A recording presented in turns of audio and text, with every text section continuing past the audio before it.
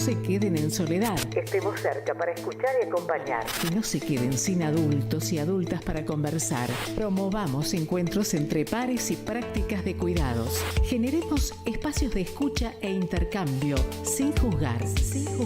Armemos espacios de encuentro para proponer otras dinámicas de celebración. Ofrezcamos información, escucha atenta y cuidado. Acompañemos a las juventudes. Los cuidados son colectivos. Cedronar. Tú no puedes comprar al viento, tú no puedes comprar al sol, tú no puedes comprar la lluvia. Bueno, y acá volvemos en este día tan particular que hemos tenido, pero muy interesante el debate que estamos teniendo. Vamos a seguirlo un poco más sobre Jujuy. Es muy particular porque además no tuvimos tiempo ni de prepararnos un mate, Ale. Exacto. ¿Te das cuenta? Corriendo estamos nosotros. Voy a ir a buscar un termo en cualquier momento. La trastienda de Voces Soberanas que salimos corriendo, atendemos cosas, bueno, no importa. Es nuestra vida y así es. ¿Qué vamos a hacer?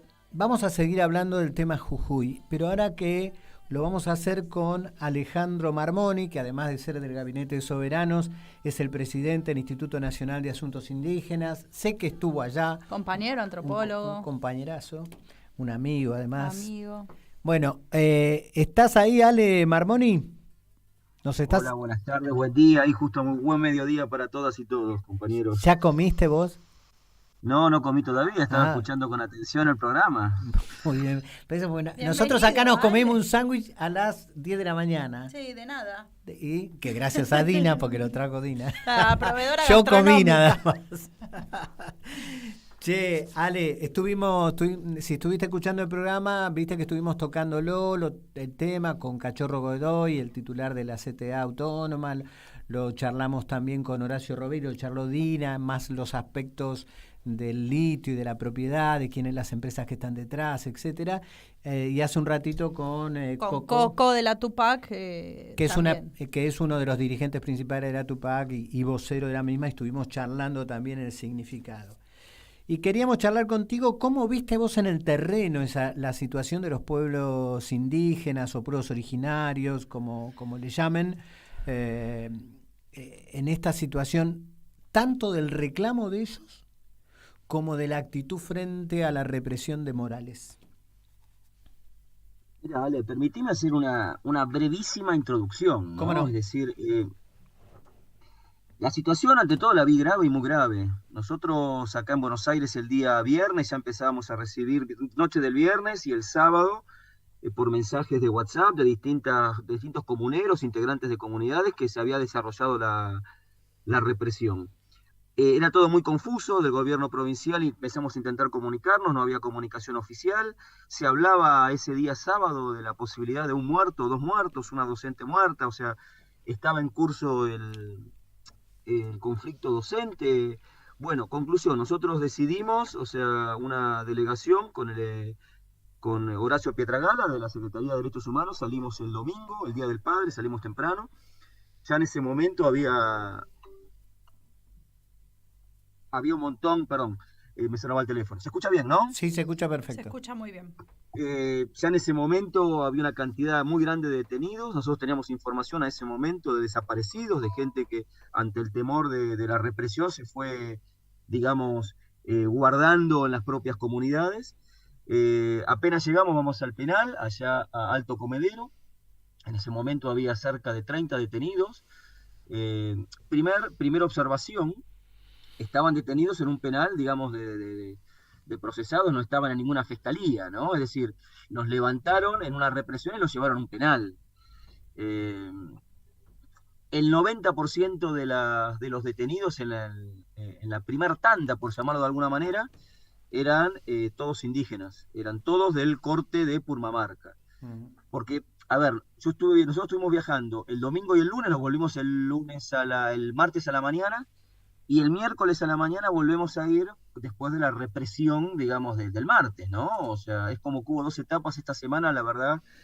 Lamentablemente tuve que estar en Jujuy y viendo situaciones que generacionalmente daban mucho recuerdo, muchas fotos muy similares a las maneras de detención a lo que fue la dictadura, ¿no? A lo que fue Blaquier, Ledesma, imágenes muy tristes, pero bueno, quiero mantener la secuencia temporal.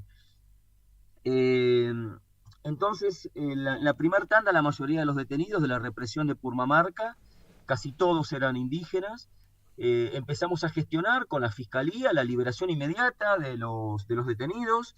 En paralelo, gestionar diálogo con el gobierno provincial, tratando de pedirles, de solicitarles, de exigirles el cese inmediato de la represión. Bueno, no sé si decir decenas, pero cantidad enormes de llamadas, de intentos de llamadas de Horacio al vicegobernador y al gobernador electo, no fueron respondidas, daban el visto por WhatsApp, pero no fueron respondidas. Pudimos terminar, digamos, después de todas las gestiones con muchos organismos de derechos humanos, es decir, había organizaciones ahí que se iban agolpando en la puerta del penal, en acciones coordinadas. Recién el lunes a la noche se pudo terminar, es decir, se pudieron liberar a todos los detenidos de esa primera etapa de represión. Nosotros volvimos al corte, bueno, posterior apenas llegamos el día domingo, del penal nos vamos al corte. El corte, llegamos el domingo a la noche, había unas 500, 600 personas, una noche muy fría, un corte muy largo, es decir, todos los vehículos se agolpaban en un par de kilómetros, o sea que tuvo que hacer esa parte, la tuvimos que hacer caminando. El nivel de convencimiento de los hermanos y hermanas indígenas en el corte es enorme, es total y absoluto. Como toda asamblea donde la conducción no está clara, ellos son autoconvocados, entonces poder encontrar los interlocutores válidos, las representaciones más amplias, no nos resultó sencillo, porque se mezclaba todo, se mezclaban provocadores, digamos, del lado del gobierno provincial, se mezclaban distintos grupos, digamos, que en su voluntad de acumulación se tomaba el conflicto, o sea, se fueron dando sumatorias de conflictos, estaban todos los reclamos docentes, más todos los reclamos indígenas, más todos los reclamos que se empezaron a escuchar de los mineros que iban bajando de la montaña. Entonces, centralmente, el pedido, nosotros nos entregaron un petitorio ese día domingo, con más de 45, 50 comunidades y comuneros, donde los puntos centrales de ese petitorio se lo entregaron a Pietragala como secretario de Derechos Humanos y a mí como presidente del INAI, era el cese inmediato de la represión, la liberación de todos los hermanos y hermanos detenidos, el rechazo total y absoluto a la reforma constitucional, y después algunos otros pedían la renuncia directamente del gobernador, que no lo dejaron plasmado en el documento, pero sí se escuchaba viva voz en la asamblea. Bueno, posterior a eso, seguimos teniendo reuniones nosotros con distintos integrantes, o sea, nosotros poder llegar también. En ese momento había más de 20 cortes en la provincia de Jujuy. Nosotros pudimos participar, presenciar y tomar actas y relatos del principal que se lee en la Ruta 9 y la 52, es decir, en la entrada de Purmamarca. Pero también había cortes en Xavi, en La Quiaca, en San Antonio de los Pobres. De hecho, ayer viernes a la noche, tuve un Zoom con más de 50 comunidades del corte de La Quiaca, que por dificultades de tipo de operativas de corte de rutas no pudimos ir cuando estuvimos así presentes en Jujuy, pero bueno, lo pudimos hacer de manera virtual. Dicho eso, yo puedo contarles también, la represión que se dio en términos de violencia, de manera en la que fue la marcha sobre San Salvador de Jujuy, fue muchísimo más violenta, en términos de cómo los detenían. Ahora, nosotros tenemos dos hermanos que han perdido un ojo, un chico de 17 años, a ver el nombre, estuvimos con la mamá, estuvimos con él acompañándolo en la salida del hospital. Muy triste, muy triste. Esto ustedes lo decían al principio, acá se empezó a utilizar una metodología como utilizó las fuerzas represivas en Bolivia, en tirar a los ojos. En Chile.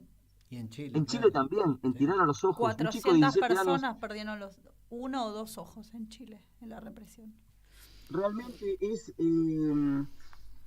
ver ese chico, encima quinto año del secundario, o sea, todo su grupo de alumnos desde el primario, estuvimos hablando con la maestra, lógicamente le ofrecimos toda la ayuda que puede brindar el gobierno nacional ante un caso como este, que si tiene que hacerse algún tipo de cirugía, disponer acá, o bien en el Santa Lucía o en el hospital de niños, pero la frustración, realmente se los digo compañeros, de ver ese nivel de violencia, que después se dio en la casa de cómo detuvieron militantes populares el día del San Salvador de Jujuy.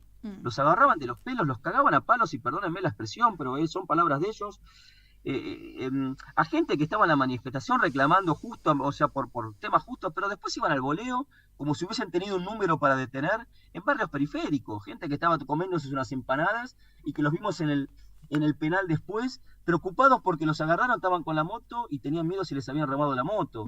Gente que desde que los detienen, los empezaron a fajar con piñas y patadas, tanto en el patrullero como en las camionetas que muchas no tenían identificación.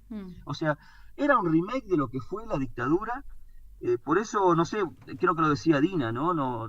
Experimento no, un refuerzo, un aprendizaje en lo que son las estrategias represivas. O sea, ellos tienen una rica historia de lo que fue las camionetas dadas por Blaquier en lo que fue en lo que fue el apagón, ¿no? Entonces, por supuesto. Dicho eso, la sensación, bueno, la convicción de los hermanos en el corte es muy fuerte, pero se les empieza a mezclárseles todo su nivel de conciencia y de convicción fuerte que tienen con el temor, porque mientras ellos estaban en el corte, en Purmamarca o en La Quiaca, fuerzas policiales iban en sus propias comunidades a preguntar dónde estaban ellos, como mostrándoles que los estaban siguiendo y como mostrándoles que sabía dónde estaban. Eso genera un temor en los mismos manifestantes hacia ellos y hacia sus familias que estaban en sus comunidades, lo cual, si se alarga en el tiempo, va horadando ese nivel de convicción y de organización. Entonces, si bien puedo rescatar una enorme convicción y enorme capacidad y voluntad de lucha, también había angustia de hermanas y hermanos por sus hijos, por sus familiares que estaban en sus hogares, cuando empezaban a ser intimidados por las fuerzas policiales. Entonces, mencionaron ustedes cómo se sale de esto con la verdad. Yo creo que la verdad es cruda, pero es como es, no es como uno quisiera que sea. En este sentido, la lucha indígena en Jujuy viene de muchos cientos de años. Robelli hablaba de miles, o sea, todo el proceso preincaico, o sea, después si quieren les hago como un encuadre de lo que es cuantitativamente las comunidades en Jujuy. O sea, las comunidades en Jujuy ahora están visibilizándose por su rechazo a lo que es el extractivismo de litio, pero a su imposibilidad de tener su territorio. Contanos más de eso, queremos saber más de eso, porque aparentemente cuando aparece este tema en los medios de la propiedad comunal de la tierra, es como, sí, son comunidades flojas de papeles. Y lo ponen en esos términos. Entonces, si vos tenés información para contarnos de tu lugar y con lo que es tu experiencia en este momento, sería fabuloso. Bueno, yo acá si quieren les hago un pequeñísimo, encuadremos cuantitativamente y numéricamente las comunidades de Jujuy, ¿no? O sea, en Jujuy hay identificadas por los gobiernos nacionales y provinciales 298 comunidades. 298 comunidades. De 7 pueblos, donde el principal pueblo es el pueblo Coya, después está Omahuaca, Tilián, Quichua, Guaraní y Chicha. El predominio es en comunidades Coyas, hay Atacamas también. En ese universo de comunidades identificadas por los gobiernos en Jujuy, las que tienen resolución de relevamiento son 178. El relevamiento es el proceso de demarcación territorial que hace el INAI conjuntamente con la provincia, y que lo viene haciendo desde hace 15 años, donde el Estado Nacional es denunciado y criticado muchas veces por no haber terminado, reclamo que me sumo, siendo presidente, porque una deuda que tiene el Estado Nacional hacia las comunidades indígenas es no haber podido terminar los relevamientos territoriales. Entendamos que es una ley del 2006. En el marco, eso te iba a decir, en el marco de una ley nacional, ¿no? Es una ley nacional, la 26160, que declara la emergencia territorial, reconociendo una acción de reparación, que es muy válida, digamos. ¿Y qué es el efecto inmediato de esa ley? Que si se inicia el relevamiento territorial, le impide a los terratenientes o a las provincias o privados detener el desalojo. Ahora, eso no resuelve el tema de la propiedad comunitaria. Eso lo que impide es un desalojo a través de las fuerzas policiales, que en muchos casos es por la fuerza y en muchos casos se judicializan. Eso se visibiliza en los últimos tiempos en Río Negro, pero eso está distribuido en las 24 provincias. Claro. Eso está distribuido en las 1.900 comunidades. Debe haber ya entre 400 y 500 casos judicializados, donde el INAI con la limitación presupuestaria y de equipo que tenemos estamos acompañando a cerca de 200. pero esto es permanente. O sea, en algún punto estos tipos de conflictos cuando se agudizan permiten visibilizar, pero mientras tanto, en el día a día, desde el inicio de nuestro gobierno, en el gobierno anterior, los conflictos están latentes, están por debajo. Entonces el nivel de enojo, de frustración, de sentimiento de ser olvidados, de ser nadies de los indígenas para con los estados, es permanente. Entonces, muchas veces esas violencias que no justifico para nada, que uno intenta lograr mesas de diálogo porque como funcionario es nuestra función y como humanista es nuestra responsabilidad. Pero eso no nos quita de entender un ninguneo de cientos de años y se puede decir de miles de años, porque hay pueblos que están constituidos desde el año 800, desde el año 900, previo a lo que fue el imperio incaico.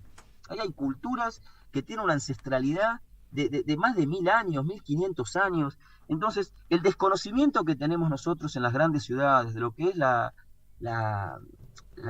Argentina indígena, todo lo que pasó desde hace 1000 años es enorme, es enorme. Yo tengo 56 años, compañeros. En mi escuela primaria yo hice toda mi educación pública, primario, secundario, universidad. En mi escuela primaria y secundaria, y estoy hablando de secundario, fue el inicio de la democracia, se hablaba de lo indígena como tiempo pasado, haciéndolo folclórico con arcos y flechas en chozas, o sea, reproduciendo lo que la campaña del desierto, el genocidio lo hicieron por vía militar, esa batalla cultural de civilización o barbarie, ganó esa supuesta civilización de Sarmiento, y lo reproducimos hasta ahora. Entonces, es nuestra responsabilidad como compañeros de un gobierno popular y nacional, aunque se puedan cometer muchísimos errores, seguir visibilizando esto mucho más allá del conflicto. Lógicamente que en el conflicto nosotros acompañamos, ponemos el cuerpo, nos solidarizamos con todas esas luchas, pero esto, y es hasta un pedido a radio, a los compañeros de Soberanos, yo creo que tenemos que seguir tratándolo permanentemente, y no a través de mediatizados como uno que es blanco y que habla de los indígenas, sino de militantes indígenas, que hay muchas organizaciones indígenas, hay mucha lucha a lo largo y ancho de nuestro país. Se visibiliza Río Negro, pero por una lucha de extractivismo de tipo inmobiliario, de tipo turístico. Ahora se visibiliza el tema del litio por un tema económico, pero ellos vienen luchando por los subsalares desde hace... Miren, en el año 1873-74 se dio la batalla de Quera, allá en la zona de La Puna. En 1950 el gobierno en ese momento nacionaliza el marquesado de Yavi. O sea, esas tierras seguían pagando las comunidades indígenas como si fuera en la época del Mitazgo y del Yanaconago, seguían pagando una encomienda. Y eso estaba aceptado por la sociedad. Eso estaba totalmente aceptado, que el indígena, si no era esclavo, tenía la obligación de pagar una encomienda al patrón, lógicamente. El nivel de racismo que sigue habiendo en nuestra sociedad, en nuestra querida Argentina, es enorme. El racismo que hay en el pueblo, en la ciudad de Salta o en la ciudad de Jujuy hacia sus propios hermanos collas, atacamas, reproduciendo este discurso fascista que lo vuelve a decir Pichetto, diciendo que algunas comunidades, porque son collas, son bolivianas. Es la misma lógica de construcción de enemigo interno, como que el mapuche también es chileno, entonces ese reclamo es injusto. Desconociendo la historia, que la Argentina se constituye hace 200 años, y la historia de ellos es de cientos de años o de miles de años.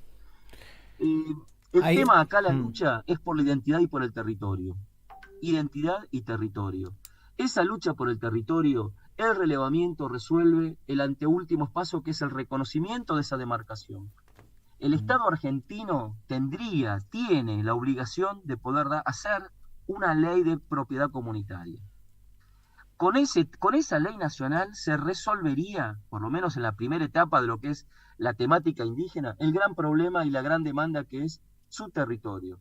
El territorio para la comunidad indígena no es un tema de tierra vendible, es un tema de identidad, es un tema de cosmovisión, de cultura. Como diría nuestro filósofo compañero Kusch, el ser es estar, y se está en parte se está en la selva, se está en la yunga. O sea, se es comunidad, no se es individuo, y se es comunidad en términos de identidad. Así es. Discúlpeme si que me fui un poco por las ramas. No, pero es re interesante.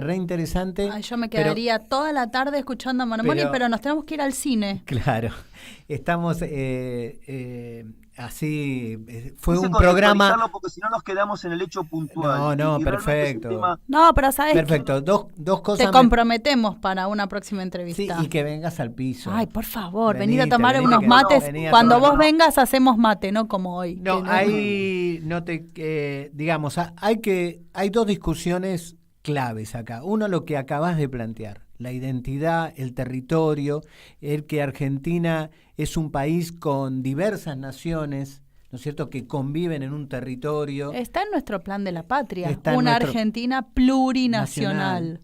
Y hay el otro costado, es la colonia.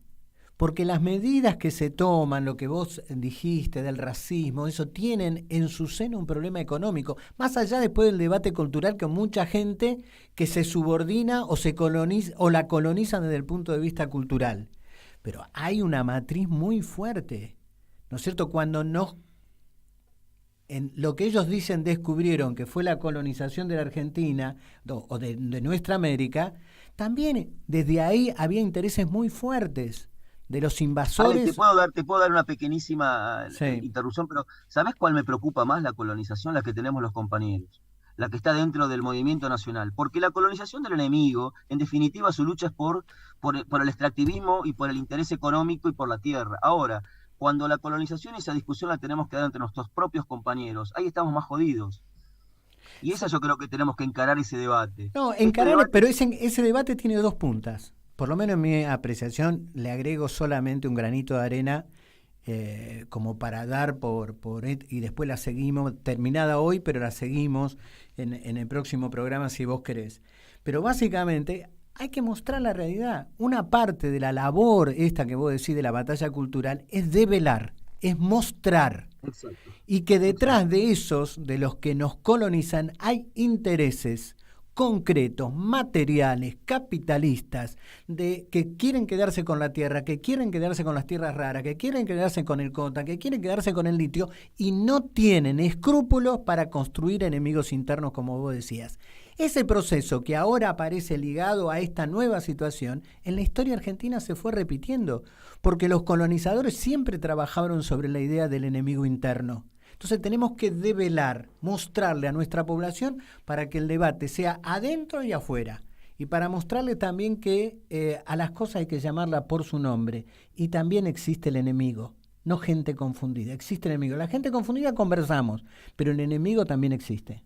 Exacto. Che, gracias, Ale. Te mando un fuerte abrazo y además de acá con Dina te esperamos y te alentamos en el trabajo que estás haciendo. Sí, totalmente. Porque los que laburan, los funcionarios que laburan, se comen muchos demandas, denuncias de la derecha esta colonizada. Así que te agradecemos mucho. Vamos. Les agradezco, los saludo a ustedes, compañeros, los quiero a los dos, o sea, los escucho regularmente y saludo para toda la audiencia. Dale, un abrazo. Vamos un abrazo. poquito a la música y volvemos.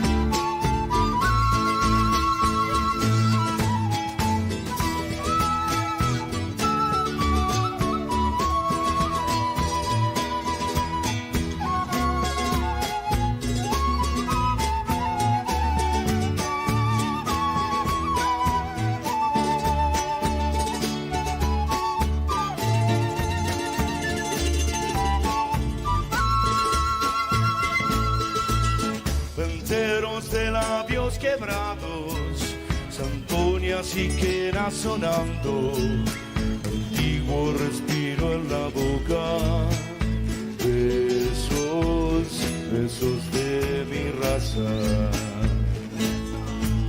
Perdido en la noche el silencio, la tarde que se hace distancia, misterios que el tiempo descifra. Ese es su respiro. Siento penas que en el viento huyen,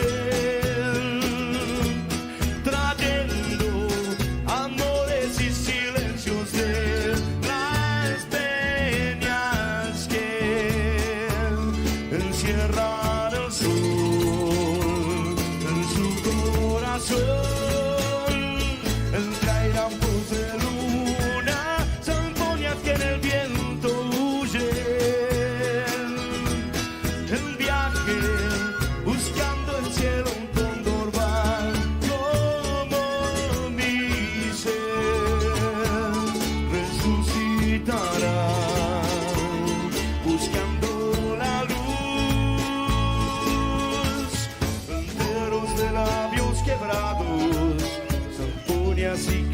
Sonando, antiguo respiro en la boca, besos, besos de mi raza.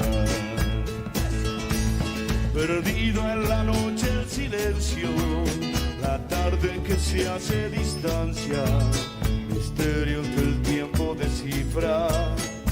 Ese es su respiro. Siento penas que en el viento huyen,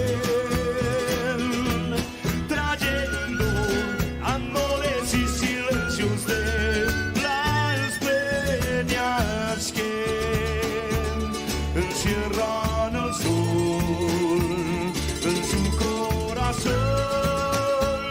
Entre airampos de luna, zampoñas que en el viento huyen. Buscando el cielo un cóndor va como mi ser resucitará, buscando la luz.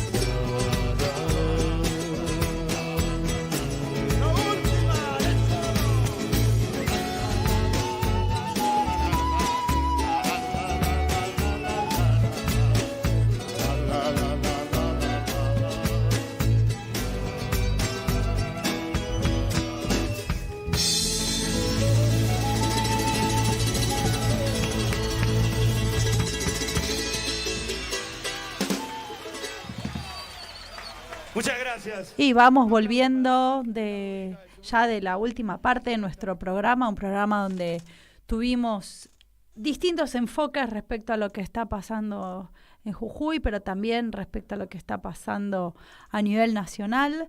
Y tenemos 3 mensajes para leer que nos acercan los oyentes, las oyentas. El primero de Horacio del Prado, de Capital Federal. Estimados, más allá de estar haciendo un programa excelente, que es el del día de hoy, especialmente un programa imprescindible. Un día como hoy, que uno no sabe bien con quién hablar, aparecen ustedes, entre otras cosas, con fantásticos entrevistados, Godoy, Robelli. Muchas gracias. Horacio, gracias a vos por tu mensaje, y vos en tu reflexión y en tu agradecimiento me haces recordar que hoy estamos en un déficit, que es que hoy nos faltaron las entrevistadas mujeres. Así que por eso voy a leer un mensaje de nuestra compañera feminista Cintia de Cañuelas, que te mando un beso gigante, Cintia. Espero que estés muy bien, vos, con tu hermosa granja y tus cabras. Y nos dice: hola Cumpas, buenos días. Lo único que tiene de bueno este escenario es que Mansur nos parece el Che Guevara. ¿Te parece, amiga? Es otro error histórico no ir a las PASO. Esperando la línea de soberanes. Abrazos, compañeros. Abrazo para vos también, Cintia. Y nuestro último mensaje que leemos en la línea de la radio y al cual nos pueden seguir escribiendo. Leo el mensaje de Daniela de Villa Ortúzar, que nos dice: ¿ustedes no pensaron en la fórmula Grabois-Mariotto? Y yo la verdad que no, pero habría que verlo, ¿no? No sé, gracias por tu mensaje también, y síganos escribiendo, síganos viendo por Radio Caput en el canal de YouTube, síganos en la transmisión de www.caput.com y también en nuestro WhatsApp al 15 65 16 44 46. ¿Lo dije bien, Martín? Ay, me siento realizada. Y ahora tenemos nuestro último entrevistado, que ya está en línea, que es Martín Salinas, y dije nos vamos al cine, y no lo dije porque me voy al cine, de hecho no lo estoy haciendo, pero es un poco ir al cine, hablar con él y que nos cuente qué es lo que hace, y vamos a meternos en el mundo de la producción y el mundo del entretenimiento y quienes trabajan en él. Así que, Martín, te escuchamos. ¿Estás ahí? Sí, Dina, hola, ¿cómo estás? Gracias por la invitación. Qué bueno poder hablar con vos al aire y que nos metamos en este mundo a través de los ojos y la mirada de quien trabaja en esta industria, de la industria del entretenimiento, de la producción cultural, audiovisual. Contanos, ¿qué haces vos? Escribo y dirijo cine, básicamente. Dirección hace menos tiempo, de escritura hace muchísimos años, décadas se puede decir. Además estoy en la Sociedad de Autores Argentores, en el Consejo en el Consejo Profesional de Cine, también construyendo nuestro sindicato de autores y autoras audiovisuales, y también la Academia de Cine, con lo cual por un lado trabajo y por otro lado me toca toda esta experiencia de alguna manera llamada gremial en defensa de nuestros derechos. Entonces, digamos, una combinación de todo. Como nos toca a todos. Qué bueno que puedas hacer esa doble tarea y que te hayas puesto esa mochila que no es para nada liviana, de tener la doble tarea de trabajar y organizar gremialmente en estas condiciones, en este momento. Y contanos un poco cómo es el trabajo de escribir. ¿Qué significa para vos entrar ahí? ¿Cómo lo llevás? Lo haces hace muchos años, o sea, ya sois un escritor experto, podríamos decir.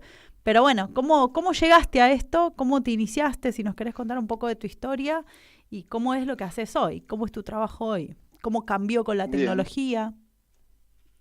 Sí, los cambios son fuertes ahora. Mira, yo originalmente estudié arquitectura, era arquitecto y me gustaba mucho dibujar, y aterricé en el cine haciendo dibujos animados con un grupo independiente, un grupo que se proponía dar una alternativa a Disney. Imagínate, en la década del 70 lo íbamos a derrotar, además, el objetivo era derrotarlo, básicamente. Generar material así para un público infantil que tuviera una mirada latinoamericana y demás. La cuestión es que eso me llevó a dejar la arquitectura porque dibujaba y porque, bueno, el dibujo animado era un tránsito. Y de ahí, ya en México, en un exilio que me tocó, fue volver a, digamos, barajar y dar de vuelta y entrar a la escuela de cine de allá, que es digamos así, equivalente a la ENERC de acá, la escuela del instituto de acá, y a partir de ahí me puse a escribir guiones, con más y menos suerte, de acuerdo con los momentos y las etapas, pero esa fue el aterrizaje, y la noción de por qué uno cambia de pronto de una formación a otra, que tienen conexiones, y qué es lo que explica tu primera pregunta, es así. Yo me daba cuenta que siendo arquitecto y con todo el respeto del oficio y de los colegas que han hecho así trayectorias muy interesantes, incluso a nivel de buscar el entronque con lo social y demás de la arquitectura, sentía que estaba construyendo el hábitat, que estaba, digamos, aportando a eso, y que la construcción del hábitat estaba en general determinada por fuerzas económicas y comerciales que te impedían realmente una expresión de otro tipo, ¿viste? Era como que, bueno, estabas al servicio de incluso hasta los planes de erradicación de villas de emergencia, como se llamaban en aquella época y todo eso. Mientras que el cine era, si vos te pones digamos, en una selva ideal del Amazonas, en una tribu que no tiene conexión con la civilización occidental, yo pensaba, bueno, ¿qué quiero? ¿Hacer las chozas o estar con el brujo? Y la noción inmediata fue, quiero estar con el brujo, quiero estar con el que trabaja con aquello que tiene que ver con el sentido, con algo que está más allá de incluso la cuestión de la salud física, sino la generación de historias, los cuentos, las leyendas, los orígenes, el sentido. Y automáticamente me sentí muy cómodo y en casa. Y es lo que me sigue pasando. Justamente a partir de todo lo que ha estado pasando en el planeta últimamente, la otra vez leía un libro que se llamaba La piedra de la locura, de Benjamín Labatut, en donde habla de cuál es el límite entre la locura y de alguna manera, claridad con respecto a lo que está pasando. No hay claridad. ¿Y cuál es Por el lo límite? tanto, ¿Lo no lo hay. descubre? No, pero es muy interesante digamos, la exploración que él hace, y básicamente me daba cuenta que acabo de hacer una película que se llama Lunáticos, que digamos que el tagline, la línea de apoyo es para reírse cuando habría que llorar, que cuenta lo que está pasando en el planeta hoy y lo que le pasa a seres humanos de todos los días cotidianos, cuando un presidente norteamericano se encierra en el baño aparentemente sobremedicado y decide interrumpir todo el comercio con China, y las bolsas del mundo explotan y se produce una crisis financiera enorme. ¿Pero qué le pasa a la gente chiquita de todos los días? Bueno, ese tipo de manera de poner la realidad en escena, lo que llaman el alma humana en escena, de esos personajes que dependen de aquello otro, no tiene una solución, pero lo que uno sí puede hacer es ponerlo en escena y imitar y mimar la realidad para que la gente se vea reflejada y provoque algo. ¿Qué le pasa al alma humana? Qué bueno que, ¿cómo lo decís? Me encanta. Y pará, quiero ver Lunáticos ya, me encantó la historia, vi el tráiler y me pareció fabuloso. ¿Ya se puede ver? Estamos en plan de que esté en una plataforma. Por ahora estamos en ese trámite, no estamos seguros, no lo sabemos. Nosotros hicimos Liliana Masure, que es la productora, que hizo coproducción con México y Uruguay. Es una producción, a pesar de que tiene 3 países, muy, muy chica y muy independiente en muchos sentidos, pero hecha a regla de arte, digamos así, como producción en sí. Con lo cual, me refiero a la calidad técnica. Después lo demás lo juzgarán los espectadores, porque yo la escribí y la dirigí, así que no me toca hacerle propaganda. Pero sí, estamos a la espera de ver si entramos por alguna de las plataformas que más nos interesan para que la pueda ver la mayor cantidad de gente. En salas, como bien sabes, el cine nacional tiene un espacio bastante acotado, reducido, no tenés digamos así, el poder de fuego publicitario que tienen las grandes producciones. Los estrenos de las grandes producciones se llevan a todo el público, sobre todo las grandes producciones internacionales o las de Hollywood y demás. Entonces, bueno, estábamos en eso.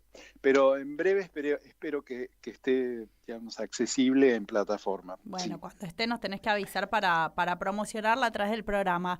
Y ya que lo traes este tema de las plataformas, a mí una de las cosas que más me intrigaba y quería charlar contigo al aire era cómo es que las plataformas se fueron metiendo cada vez más en nuestra vida y en nuestra manera de consumir arte y contenidos audiovisuales y qué les pasa a ustedes que están del otro lado, que hacen todo ese trabajo que pareciera invisible para los que lo consumen, de producirlo, de pensarlo, de diseñarlo y todo lo que es el sistema de plataformas y cómo nos va formateando todo esto, nuestros gustos, nos va moldeando culturalmente, ¿no? Esto te quería pedir una reflexión y que nos cuentes cómo es del otro lado.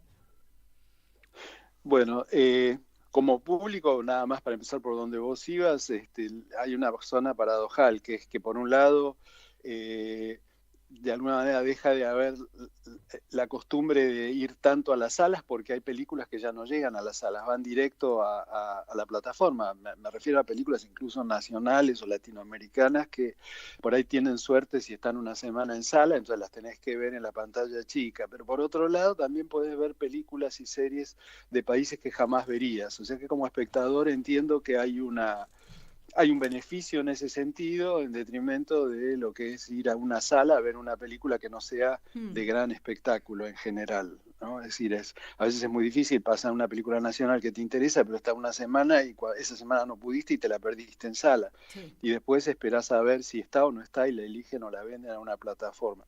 Eso desde el lado del público. Pero por otro lado, desde el lado de los autores, sí, es una, digamos, es una, así, dada vuelta de todo muy fuerte, digamos. Por eso ahora pasó esto de la huelga y está transcurriendo la huelga de los escritores del gremio de Estados Unidos. Contámelo todo, queremos saberlo todo. Claro, tienen paralizada la industria porque está en discusión con este cambio. Los escritores que escribían usualmente temporadas enteras y tenían contratos incluso para la siguiente temporada, de programas que salían en televisión abierta o incluso en cable, de series y demás, era toda una programación de una determinada manera y además cuando esa programación se pasaba en canales de televisión abierta en el extranjero se cobraban unos derechos al productor que se llaman residuales allá, que engordaban un poco el ingreso de cada autor, entonces hacían una diferencia. Cuando entran las plataformas, esas pasadas en televisiones abiertas en otros países, etcétera, etcétera, dejaron de existir, se pasa en la plataforma y cobran una sola vez por todas las pasadas un residual que es insignificante frente a lo que cobraban antes. Ese cambio de paradigma distributivo que creó una crisis importante entre los escritores.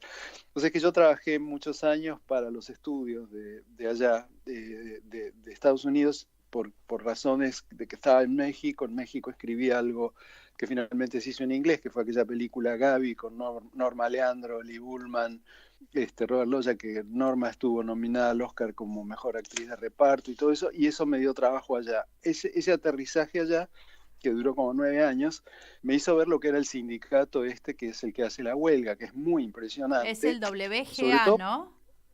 Sí, el Writers Guild of America, que tiene una sede en Nueva York, que es del este, y en Los Ángeles, que es del oeste. Nadie puede escribir si no está sindicalizado, es monopólico el sindicato, y los productores, las compañías, las corporaciones, los estudios, todos tienen que pasar por el sindicato obligatoriamente, sí o sí, para contratar a un escritor. Te hago la gran Fantino. ¿Vos me estás diciendo que en Estados Unidos no hay ningún guionista que pueda escribir si no está sindicalizado? Puede escribir si es un productor chiquito, una producción así mínima, hecha entre amigos y eso, probablemente sí. Pero si vos querés trabajar para un estudio y estás en el sindicato y el sindicato declara una huelga, si vos trabajás para cualquier estudio que te contrate, el sindicato te excluye del sindicato y nadie más te puede contratar porque están obligados a que vos seas contratado a través del sindicato. Cuando Biden dice la clase media americana la construyeron los sindicatos o los sindicatos son los que construyeron la clase media americana, está diciendo una verdad absoluta. Digo, Biden es peronista cuando dice eso, sin darse cuenta. Sí, hacían el meme de Juan Domingo Biden, es cierto. Es cierto. Es decir, entonces, ¿qué pasa? Aquí, cuando vienen las plataformas a contratar aquí, no existe el Writers Guild, no existe nada de todo eso. Entonces, bueno, la gente tiene que negociar personalmente en forma con individual. Quien lo contrata. Claro, eso, es decir, entonces, digamos, pero para que uno entienda por qué ellos hacen la huelga la hacen justamente porque los afecta, tanto en el cobro de los residuales como en el cobro del tener un contrato que dure lo que duraban las temporadas, porque ahora se hace una serie y contratan para esa temporada de la serie, pero no tiene la regularidad de trabajo que tenía antes. Entonces la gente está esperando sentada a ver si después la vuelven a contratar. En fin, se les vuelve mucho más inseguro. Entonces están buscando la manera en la negociación de garantizar que de alguna forma la gente pueda tener trabajo continuo.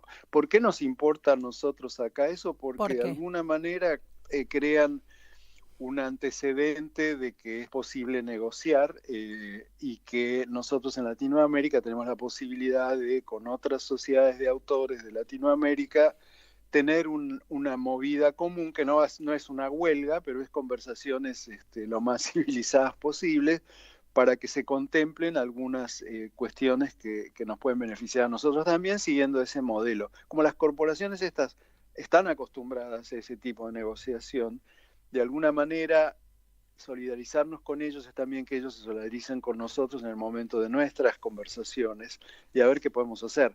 No es nada prometedor en términos que vamos a lograr grandes cosas, pero sí siempre algo se puede. Entonces, además a esta huelga la apoyaron desde todas las, digamos, desde más de 30 países, todas las asociaciones en Europa, incluso Israel, por supuesto Canadá, los países sajones, y España, y México, Argentina, Chile, Brasil, etcétera.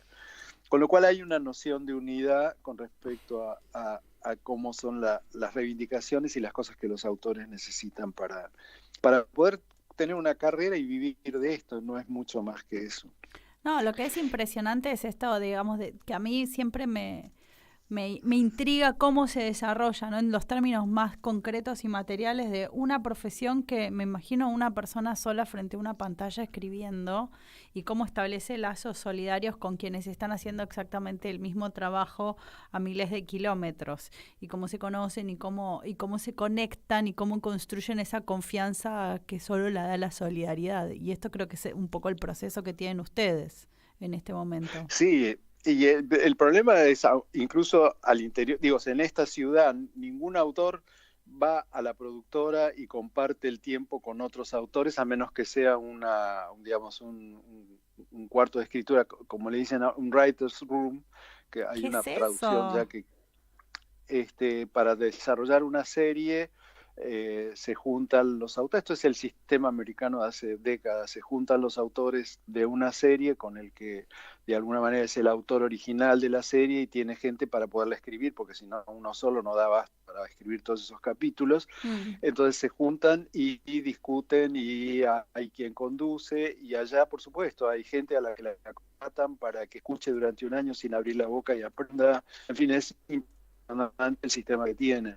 Entonces acá también está empezando a pasar eso y ahí sí los autores se pueden encontrar en algún lugar con otros alrededor de un proyecto terminado. Pero en general es un trabajo muy individual, muy aislado y que cuando llega el momento de unirse para tratar de conseguir algo en conjunto es muy difícil. El escritor está en su cueva. Me decía el director de una serie, un italiano con el que estuve trabajando, me decía que sí, que al director le decían, ahí vino el guionista de la serie, ¿el guion qué? Es decir, nadie lo conoce. ¿Y a qué vino? Si ya hizo su trabajo, no moleste. Claro. No, bueno, por si hace falta algo, no necesitamos, ¿no? Por supuesto que hay quienes no son así y sí dejan que el autor vaya y demás, pero en general es un bicho que está fuera de todo el circuito. Con lo cual, darle unidad ya dentro del territorio nacional a la gente que está escribiendo es un tema. Y a nivel internacional, lo interesante es que como hay distintos grupos organizados, conectás con gente que sí tiene una conciencia de cómo habría que moverse en conjunto para lograr ciertas cosas. Qué bueno, Pero qué volviendo a esperanza. lo del Guild, Sí. para darte un ejemplo de cómo es un sindicato, como es allá, yo en el año 88 me contratan junto con mi socio para un proyecto en Metro Goldwyn Mayer de Macbeth en la favela brasilera. Yo era latinoamericano, él era americano, entonces de alguna manera dábamos una perspectiva interesante que podía dar un resultado, digamos, con sabor de acá y de allá a la vez. Bueno, esto era un poco lo que nos decían. Se declara la huelga después de que firmamos el contrato. La huelga dura 5 meses. El contrato empezaba a correr justo unos días antes de la huelga, con lo cual nos prohibieron escribir y obligaron a la compañía, a Metro Goldwyn Mayer, a pagarnos el contrato completo sin escribir. Y a mí me dolía, encantaba el proyecto porque había ido ya a Brasil y había estado, digamos, investigando con trabajadores sociales y demás, y la posibilidad de que tuviera una mirada interesante dentro de lo que es la industria aquella, por supuesto. Una mirada interesante estaba ahí servida en bandeja. Después, ¿qué iba a pasar? No sé. Se interrumpió. Cobré todo el contrato, que eran tres versiones diferentes del guión que podíamos escribir a lo largo de varios meses, y cuando volvimos, el productor ya de ese proyecto estaba en otro estudio, dijo, bueno, no, ya está, quedó ahí, y no se hizo, cobré. Eso es el sindicato. Es muy impresionante porque lo contás acá y prácticamente te acusan, no sé de qué te pone a acusar, si querés hacer algo así. No, porque la gente que ensalza el modelo de Estados Unidos como ideal de país es la misma que te dice y Qatar es fantástico porque no tiene sindicatos, cuando, como sabemos, la historia de la clase obrera organizada en Estados Unidos es la que moldeó el país también, ¿no? Y es la que está en tensión hoy con los inmigrantes y con todo lo que está pasando, que lo vemos claramente. No, es fabuloso poder compartirlo y también desde la mirada de quienes están produciendo material y insumos culturales que consumimos masivamente. Por eso yo quería también preguntarte esto y cómo va cambiando la forma de producir estos bienes culturales hoy, de consumirlos, y cómo cambia el trabajo de ustedes. No se trabaja de la misma manera, ¿no? Claro, no, hay un cambio importante, digamos, sobre todo en todo lo que es la producción para plataformas. Para plataformas, sí. Sí, ese cambio es muy fuerte en ese sentido, porque además se empieza a apuntar a tratar de llegar al planeta, digamos. Antes, cualquier cosa que uno escribiera en español moría en el territorio, digamos, de posibles inmediato que hablaba de países que hablaban español, y ni siquiera porque los actores chilenos no cruzaban la frontera hacia Argentina, ni los argentinos hacia México, salvo excepciones como Gael García Bernal, Diego Luna, etcétera. Pero en general no pasaba esto. Darín, que bueno, que sí rompió la barrera, y en España es Maradona, y en otros lugares también, pero son excepciones. Entonces esto genera algo muy diferente, y es la búsqueda de entrar a competir en territorios que antes no existían. Entonces digamos así, los paradigmas dramáticos los bajan desde la plataforma, porque ellos supuestamente saben qué es lo que hace falta y qué es lo que se vende ahora, y qué historias sí, qué historias no. Es decir, eso se empieza a perder en ese sentido lo que existía antes, que era un productor independiente, que esto sigue existiendo afortunadamente porque tenemos un instituto de cine que mal o bien sigue existiendo. Claro. Entonces vos podés generar un proyecto. Que acabo de dirigir lo generamos así, a pulmón y gracias al instituto, sin el cual no existiría. Entonces esto se puede seguir haciendo. Estás más arrinconado, si querés, y es más complicado cuando después salís a venderlo al mundo. Pero en ese sentido, esto se parece a cuando en Italia estaba full a todo trapo digamos, todo el neorrealismo italiano y llegan los estudios americanos a producir en Italia, de que empezaron con los spaghetti westerns y todo esto. Y Cesare Sabatini, que es uno de los guionistas emblemáticos y más maravillosos de la historia del neorrealismo, en algún momento escribió,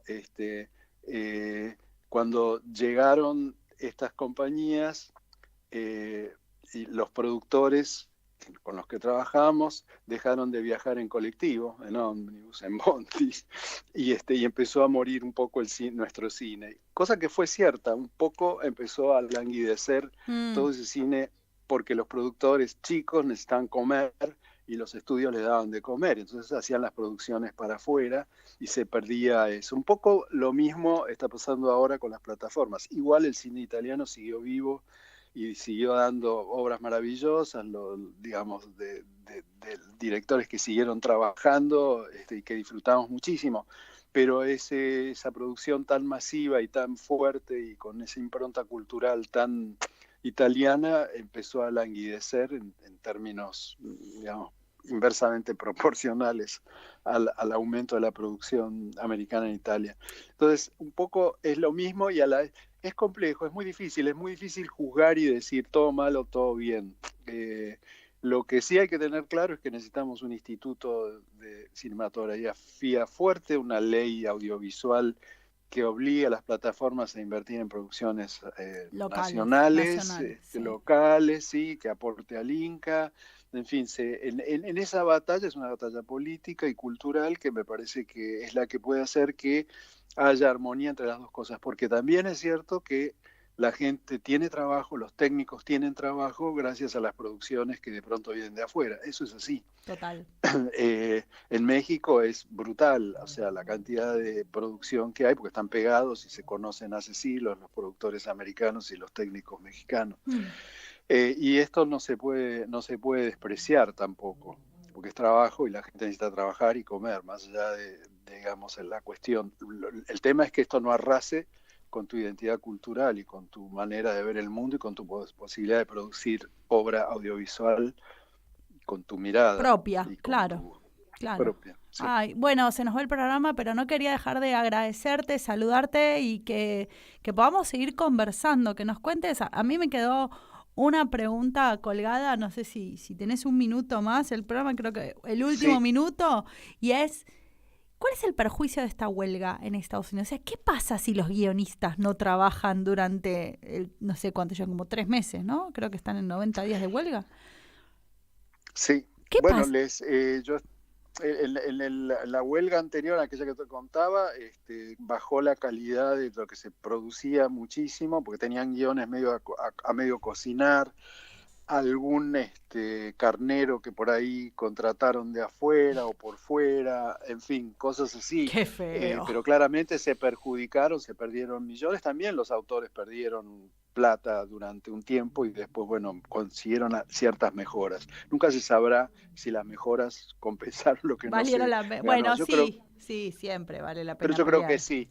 Yo creo que sí. Y ahora, no, sí, por supuesto, porque además evitó que avanzaran más. Claro, se fijan estándares y se evita el avance, por supuesto. Exacto. Entonces, la pregunta ahora, es al revés, es ¿qué hubiese pasado si no hacían el paro, no?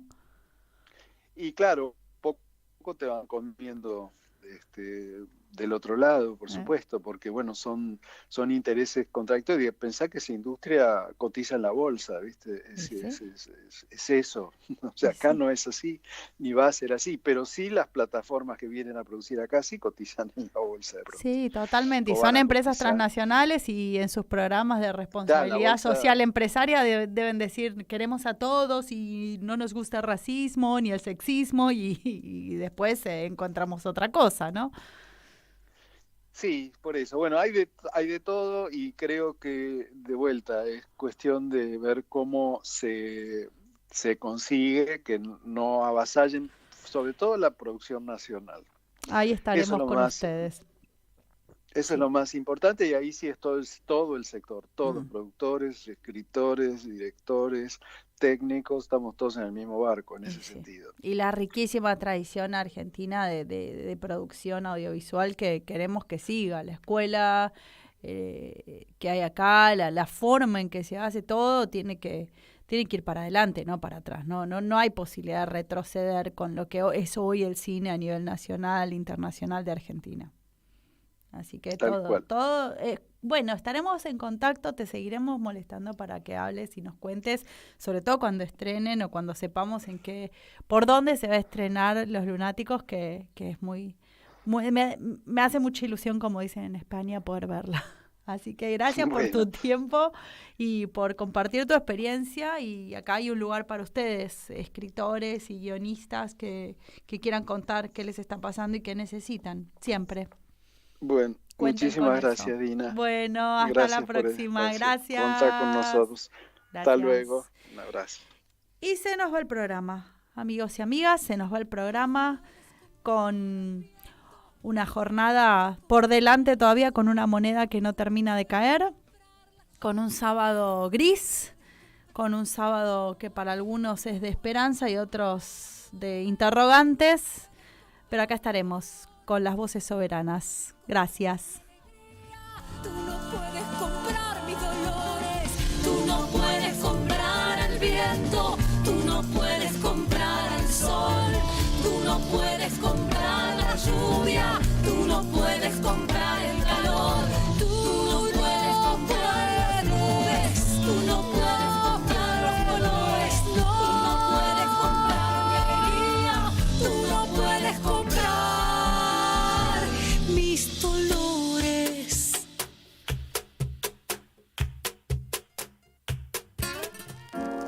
En Caput. Milagros